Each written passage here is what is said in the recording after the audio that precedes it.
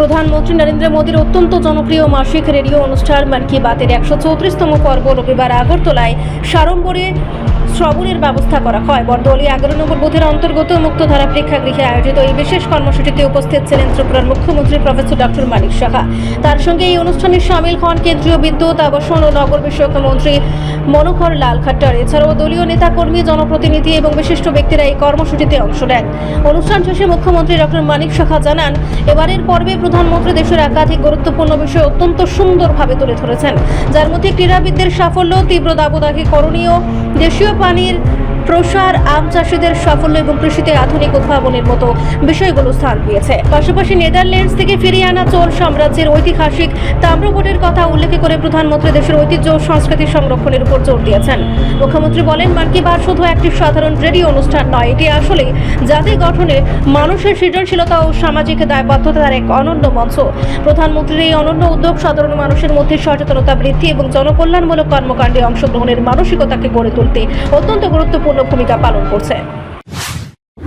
2.0 প্রকল্পের আওতায় 6টি জেলায় আপাতত আমাদের বাস্তবায়ন হচ্ছে। এর ফলে অধিক সংখ্যক পথ বিক্রেতা তাদের বিভিন্ন যে সুযোগ সুবিধা আমি বললাম সেইগুলো কিন্তু তাদের আওতায় আমরা চলে এসেছি। আমি আজ যারা এখানে সহায়তা পাচ্ছেন তাদের কাছে আমার আন্তরিক আবেদন, এই ব্যবসায় আপনারা খালি বসে থাকবেন না, সেটাকে আরো কিভাবে আরো ডেভেলপ করা যায় এবং লেনদেন, এই যে ডিজিটাল লেনদেন, সেটা নিজেরা তো করবেনই, অন্যদেরকে উৎসাহিত করবেন যে আপনারা সবাই ডিজিটাল লেনদেনের মধ্যে আপনারা আসুন। কর্মসংস্থানের আরো সুযোগ অন্যদেরকেও বলবেন সুযোগ সৃষ্টি করার জন্য। এবং আপনাদের এই যে সাফল্য, এই সাফল্য শুধু আপনাদের না, এটা সমাজের কিন্তু সাফল্য হচ্ছে, আমাদের দেশের সাফল্য হচ্ছে। এবং সেই দিশাই এই যে প্রকল্প, তার মেইন যে উদ্দেশ্য সেটাই। পরিশেষে আমি সকল সুবিধাভোগী যারা আছেন, বেনিফিশিয়ারি যারা আছেন, তাদেরকে আমি আন্তরিক শুভেচ্ছা জানাই।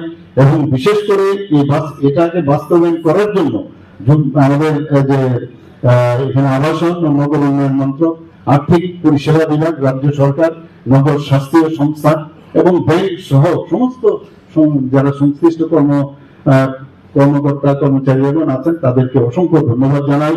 আসুন আমরা সকলে মিলে, মাননীয় প্রধানমন্ত্রী বলছেন যে নিউ ইন্ডিয়া তখনই হবে যখন নিউ এক একটা স্টেট হবে। তো নিউ ত্রিপুরা আমরা আগামী দিনে আমরা করবো, সেই আশা রেখে আমার কথা বলা শেষ করছি। সবাইকে আবার রিপোর্ট সংবাদ প্রতীক্ষা।